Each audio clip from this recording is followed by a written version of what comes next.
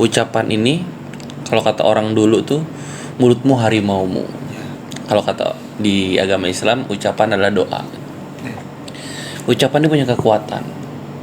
Kenapa sih doa kita kadang belum dijawab-jawab? Karena kita belum maksimal dalam berdoa. Kalau kita punya keinginan sesuatu, saya pengen ke Amerika, saya pengen ke Baitullah, gitu kan. Pertama kita omongin dulu ke manusia. Saya pengen banget nih ke Baitullah. Gimana kira-kira caranya? Ya gitu kan. Biar kita dapat apa? Kita dapat input kan. Doain dong, saya bisa ke Amerika. Doain dong, saya bisa ke Baitullah. Amin. Ya kan? Nah, kalau kita sampaikan ke orang itu namanya omongan, ucapan. Tapi kita juga perlu nyampein ke Allah, namanya doa.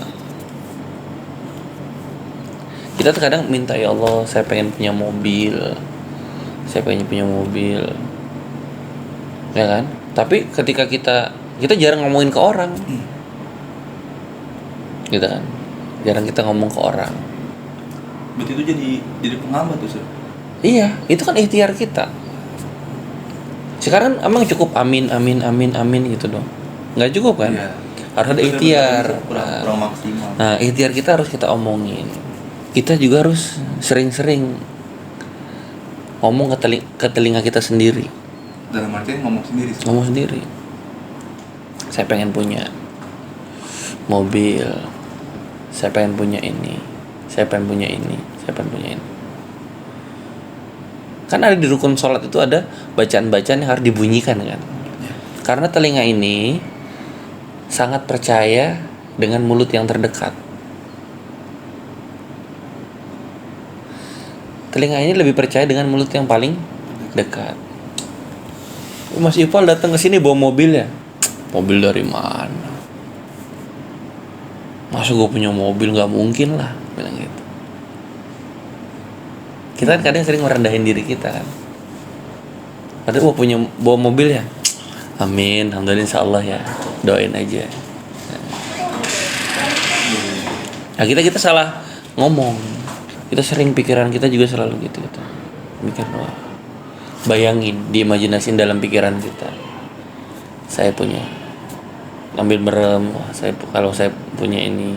Tapi diniatin dengan yang baik. Kalau saya punya mobil, nanti kalau ada tetangga yang susah, saya anterin. Kalau saya punya rumah besar, gitu kan, nanti kalau ada orang mau masak bisa pakai rumah saya. Kalau ada orang mau hajatan pakai rumah saya. Gitu. Yang kedua tuh. Yang ketiga, sampaikan ke banyak orang. Sampaikan ke lebih banyak orang. Dan harus sering. Kita punya keinginan, saya pengen punya ini, pengen punya, ya enggak juga. Ke lebih banyak orang. Oke. Sering kan gak harus tiap hari kan. Iya. Sampai. Tapi pernah nggak adik ente tahu ente pengen apa? Orang tua ente tahu ente pengen. Ada orang pakai jam palsu. Iya, benar-benar jelas. Ya kan? Dia bilang, oh nggak mungkin palsu, asli pasti. Tapi ada orang pakai jam asli, palsu paling beli Tanah Abang. Berarti kan tergantung kualitas orangnya kan. Ya. Lebih sering orang, lebih banyak, lebih sering, sampein aja. Tuh. Yang keempat, apa yang kita ucapkan, yang kita mau, kita tulis di status. Misalkan gambar Amerika I'm coming. Kan yang baca banyak orang kan. Misalkan apa, Universitas Indonesia, I will be there, saya akan di sana, saya akan berada di sana. Berada di sana itu bisa banyak konteksnya. Kita nanti saya akan bekerja di sana, nah, gitu. Atau gambar ke Mekah, labbaik Allahumma labbaik. Sampaikan ke banyak orang.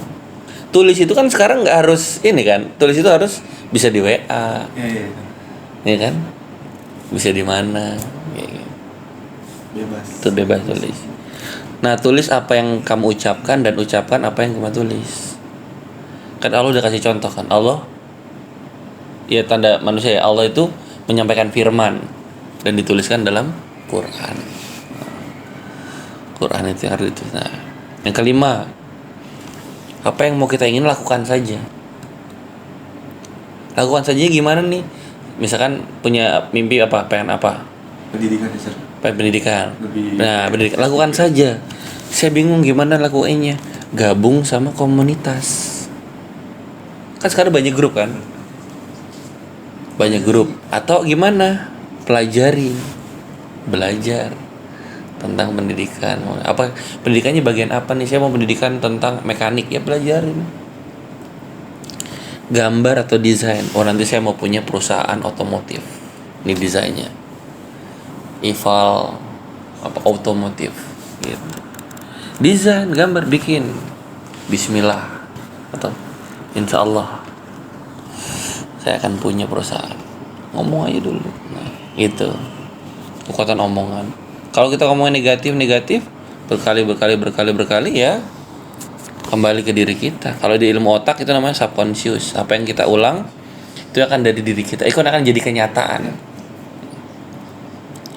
Ya kalau berani terima tantangan, saya orangnya pemalas, saya orangnya bodoh gitu. Ucapin terus selama saya orangnya pelupa gitu selama sebulan. Pasti ente akan jadi pelupa. Tuh, jadi mengulang-ulang itu akan menjadi diri kita. Jadi itu ada metode kekuatan omongan yang harus kita selalu maksimalkan. Jangan lupa berprasangka baiknya gitu.